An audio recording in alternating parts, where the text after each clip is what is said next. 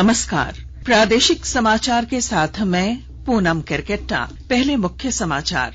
प्रधानमंत्री ने कहा 2023-24 का बजट विकसित भारत की आकांक्षाओं और संकल्पों को पूरा करने में होगा सहायक।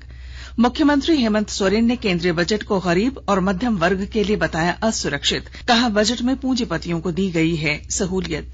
राज्य सरकार ने धनबाद अग्निकांड मामले की जांच पूरी होने तक धनबाद शहर में भवन निर्माण के लिए नया नक्शा पास कराने पर लगाई रोक। और राज्य में मौसम में उतार चढ़ाव जारी। अगले 3-4 दिनों में न्यूनतम तापमान में 2 से 4 डिग्री सेल्सियस तक की होगी गिरावट। ठंड बढ़ने के आसार। और अब समाचार विस्तार से। प्रधानमंत्री नरेंद्र मोदी ने 2023-24 के बजट को अमृत काल का पहला बजट बताते हुए कहा है कि इसने विकसित भारत की आकांक्षाओं को पूरा करने के लिए एक मजबूत आधार तैयार किया है। केंद्रीय बजट पेश होने के बाद श्री मोदी ने कहा कि बजट में वंचितों को प्राथमिकता दी गई है और समाज की आकांक्षाओं, गरीबों, गांवों और मध्यम वर्ग के सपनों को पूरा करने का प्रयास किया गया है। प्रधानमंत्री ने कहा कि यह बजट सहकारी समितियों को ग्रामीण अर्थव्यवस्था के विकास का आधार बनाएगा। उन्होंने कहा कि इससे खेती के साथ साथ दुग्ध उत्पादन और मत्स्य पालन क्षेत्र का विस्तार होगा। बजट में डिजिटल कृषि बुनियादी ढांचे के लिए एक बड़ी योजना लाई गई है। वित्त मंत्री निर्मला सीतारमण ने कहा है कि केंद्रीय बजट में महिलाओं को सशक्त बनाने, पर्यटन को बढ़ावा देने, युवाओं को प्रशिक्षण तथा कमजोर वर्गों को सशक्त बनाने और हरित विकास पर जोर दिया गया है। कल संसद में बजट पेश करने के बाद मीडिया को संबोधित करते हुए वित्त मंत्री ने कहा कि यह एक ऐसा बजट है जिसमें 10 लाख करोड़ रुपए के पूंजी निवेश की घोषणा के साथ विकास और निवेश के बीच बेहतर संतुलन बनाया गया है। उन्होंने कहा कि बजट में सूक्ष्म, लघु और मध्यम उपक्रमों के विकास पर जोर दिया गया है। वित्त मंत्री ने कहा कि बजट में कृषि ऋण के लिए 20 लाख करोड़ रुपए का प्रावधान है। तटीय क्षेत्र में रहने वाले लोगों को पीएम मत्स्य संपदा योजना की सुविधा मिलने वाली है। उन्होंने कहा कि प्रत्यक्ष कराधान की नई व्यवस्था से लोगों को काफी लाभ होगा। सूचना और प्रसारण मंत्री अनुराग सिंह ठाकुर ने केंद्रीय बजट को मध्यम वर्ग और युवाओं का हितैषी तथा उन्हें सशक्त बनाने वाला और समावेशी बताया है। श्री ठाकुर ने एक ट्वीट में कहा कि यह बजट इंडिया @100 की नींव रखता है। उन्होंने कहा कि बजट में करोड़ों भारतीयों के जीवन को आसान बनाने के लिए कई अभूतपूर्व फैसले लिए गए हैं। विश्वविद्यालय अनुदान आयोग के अध्यक्ष ममिदाला जगदीश कुमार ने कहा है कि बजट में उच्च शिक्षा के लिए 44,000 करोड़ रुपए से अधिक का आवंटन किया गया है। उन्होंने कहा कि यह पिछले वर्ष के आवंटन से 7.9% अधिक है। श्री कुमार ने कहा कि बढ़े हुए बजट आवंटन से 2020 की राष्ट्रीय शिक्षा नीति के कार्यान्वयन में तेजी आएगी। मुख्यमंत्री हेमंत सोरेन ने केंद्रीय बजट 2023-24 पर अपनी प्रतिक्रिया व्यक्त करते हुए कहा है कि बजट में पूंजीपतियों को सहूलियत दी गई है। उन्होंने कहा कि यह बजट गरीब और मध्यम वर्ग के भविष्य को असुरक्षित करने वाला है।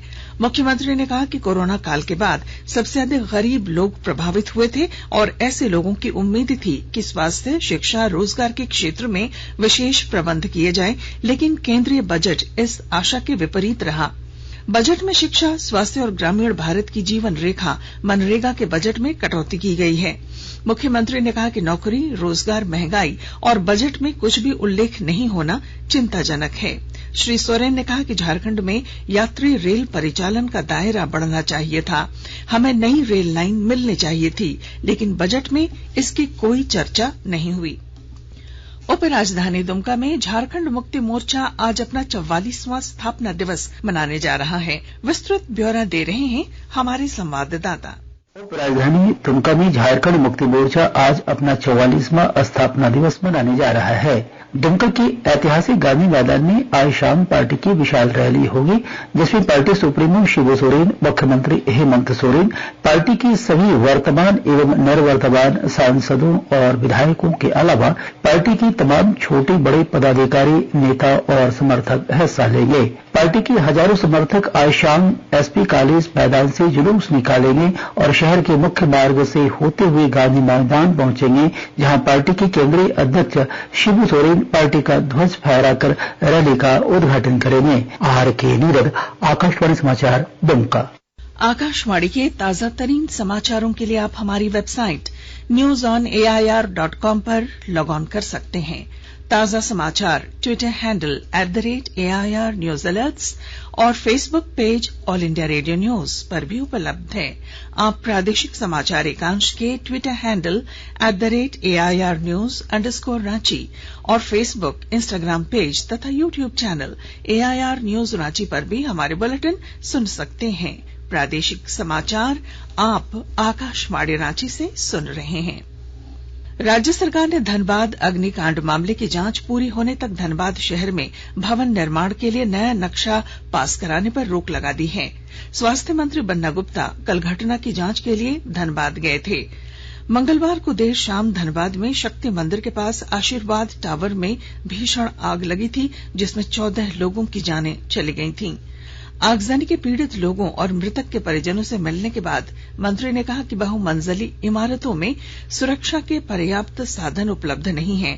फायर ब्रिगेड के पास भी संसाधनों की कमी है, जिसे शीघ्र दूर किया जाएगा। मंत्री बन्ना गुप्ता ने कहा कि मुख्यमंत्री और मुख्य सचिव जब तक कोई निर्णय नहीं लेते, धनबाद में नया नक्शा पास नहीं होगा। राज्य के आदिवासी कल्याण एवं परिवहन मंत्री चंपई सोरेन ने सरायकेला में 30 जनवरी को संपन्न मुख्यमंत्री खतियानी जोहार यात्रा के सफल आयोजन पर कहा कि मुख्यमंत्री हेमंत सोरेन के नेतृत्व में राज्य लगातार विकास के पथ पर अग्रसर है। उन्होंने कहा कि भले ही राज्यपाल ने 1932 आधारित खतियान नीति विधेयक को लौटाया है, लेकिन मुख्यमंत्री के नेतृत्व में सरकार लोकतांत्रिक तरीके को अपनाकर खतियान आधारित स्थानीयता नीति हासिल करेगी। कुछ संक्षिप्त खबरें। आदित्यपुर थाना क्षेत्र के टाटा कांड्रा मुख्य मार्ग पर कल सुधा डेयरी के पास सड़क पर खड़ी टेलर से टकराकर एक बाइक सवार की मौत हो गई। रामगढ़ विधानसभा उपचुनाव के मद्देनजर उपायुक्त रामगढ़ माधवी मिश्रा ने कल सूचना भवन का निरीक्षण किया। इस दौरान उन्होंने उप निर्वाचन के मद्देनजर मॉक पोल कार्यों का जायजा लिया। विश्व आर्द्र भूमि दिवस के अवसर पर साहिबगंज जिले में जिला गंगा समिति के निर्णय के आलोक में आज गांधी चौक से मुक्तेश्वर घाट तक प्रभात फेरी का आयोजन किया जा रहा है। देवघर के मोहनपुर प्रखंड अंतर्गत रिखिया थाना क्षेत्र में कल रात बाइक सवार 2 अपराधियों ने बम फेंककर 3 लोगों को घायल कर दिया। इस घटना में बम की चपेट में आने से बाइक सवार एक अपराधी की मौत हो गई है। मौसम। राज्य के मौसम में अगले 3 से 4 दिनों में न्यूनतम तापमान में 2 से 4 डिग्री की गिरावट का अनुमान है। अभी सुबह और शाम में ठंड का एहसास हो रहा है। न्यूनतम तापमान में गिरावट होने से सुबह और रात में ठंड बढ़ेगी, जबकि दिन में गर्मी का एहसास होगा। मौसम विज्ञान केंद्र के अनुसार सुबह में कोहरा छाया रहेगा, जबकि दिन चढ़ते ही आसमान साफ हो जाएगा। पिछले 24 घंटों में राज्य में मौसम शुष्क रहा। और अब अखबारों की सुर्खियां।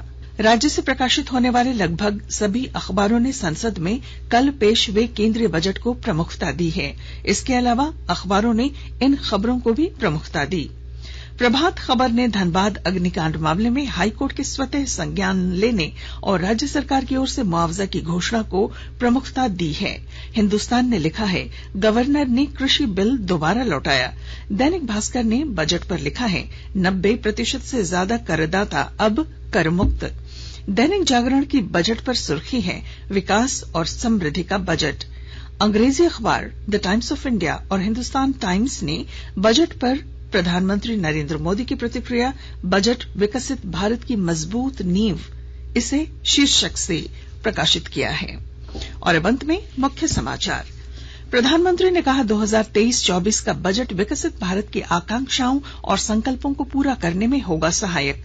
मुख्यमंत्री हेमंत सोरेन ने केंद्रीय बजट को गरीब और मध्यम वर्ग के लिए बताया असुरक्षित। कहा, बजट में पूंजीपतियों को दी गई है सहूलियत।